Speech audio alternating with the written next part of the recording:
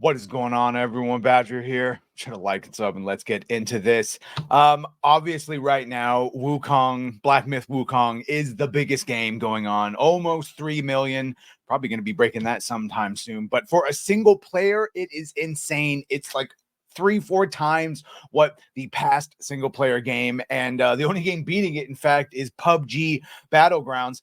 That being said, there are many people that are not happy with this, and it just goes to show you the power of the legacy mainstream media, both what happens in the regular news when you repeat a lie long enough that people believe it, and in gaming, legacy gaming journalists.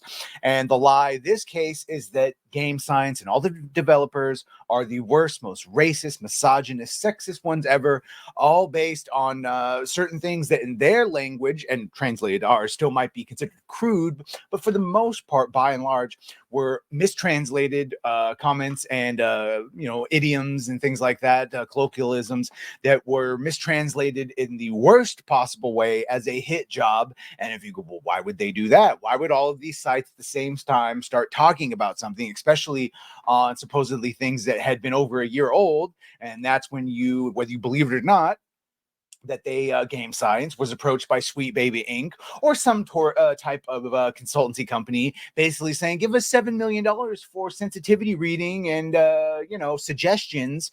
Otherwise, it'd be a shame if an attack campaign, a smear campaign happened against you in your game. And that's exactly what happened, which is why the meltdown has commenced amongst all those people that believed it. They didn't do any more research and just believed the mainstream gaming journalism.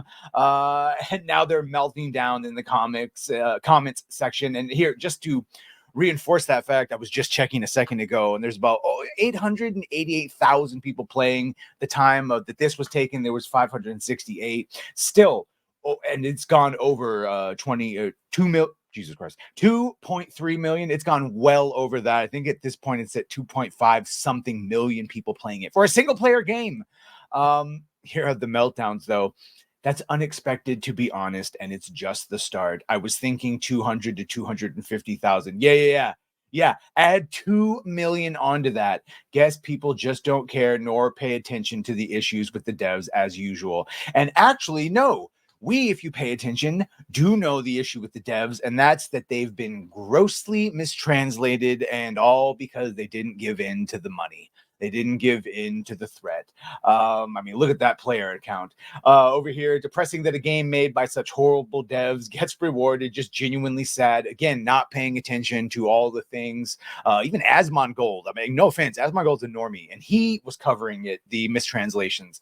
Gamers really just don't care, huh? And actually, as long as your game is fun and it's not preaching, no, we really don't care. Either way, that's all. The wokest developers in the world could deliver a game, and if it was good and fun and didn't insult us, we'd probably play it. I think Jeremy from Geeks and Gamers was saying something similar. So the best-selling game of 2023 and probably 2024 can both go in the trash. He's talking about Hogwarts Legacy. Ironically enough, which had a trans character rather prominently as the bartender, that it's very obvious a trans, even if it was done better than most games. And they're still upset because, 11-11. They're still upset because, look, we're getting 10 years of a Harry Potter series with J.K. Rowling's on Max. Clearly, the rest of the world has caught on to her views, which have never changed, nor have mine. Men and women exist. Biological women need to be protected. Don't think that's a controversial thought, but apparently all these gamers do, which is why they hate J.K. Rowling. And by virtue of that, they hated the Hogwarts Legacy game, even if it had the characters they're supposedly trying to defend and champion. The anti-feminist stuff literally helped. The gaming community has a long way to go still.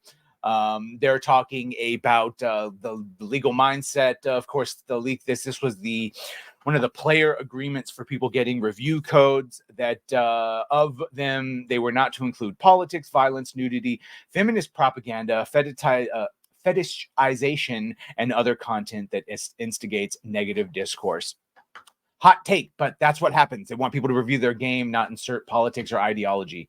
Realistically, what do you want them to do? Hogwarts Legacy was going to sell well, regardless of how much anybody brought up J.K. Rowling. Yeah, that is true. It was going to sell no matter what.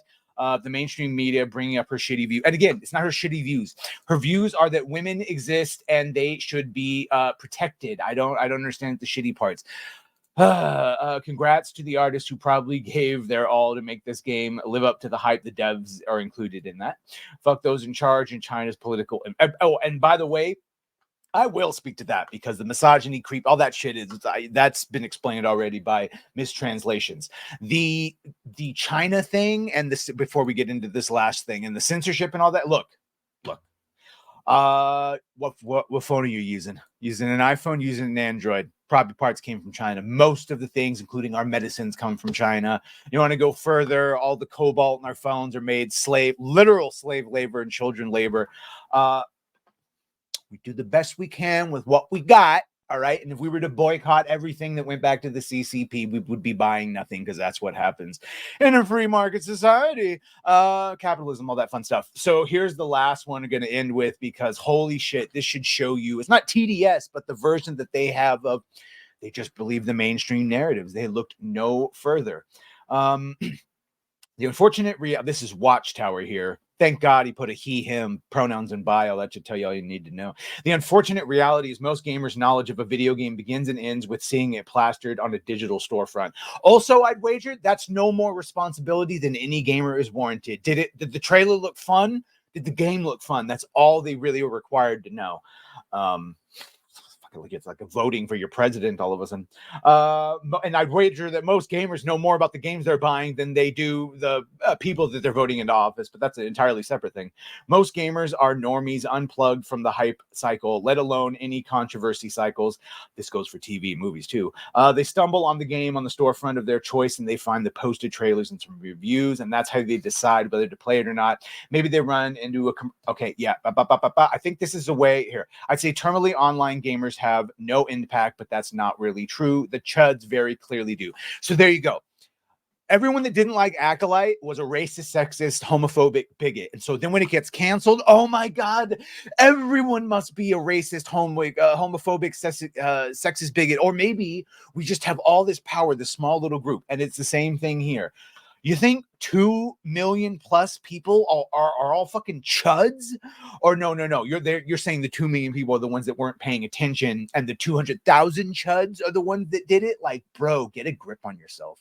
This is just the majority of people. And the only terminally online ones are you, Watchtower.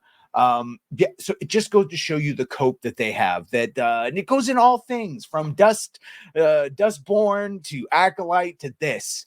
If a bunch of people, if their narrative shattered, a bunch of people like it, remember the whole, there are more of us than there are you. Well, clearly there are not more of you than us. Otherwise, where the fuck is that modern audience that keeps failing? Yes. Anyway, let me know what you think about this. Let me know what you think of this cope. Are you playing Wukong? I'm going to be buying it. It looks great. Actually got to download that. I reminded myself I got to download the benchmarking tool to make sure my computer should be able to run it. So anyway, let me know if you're playing it.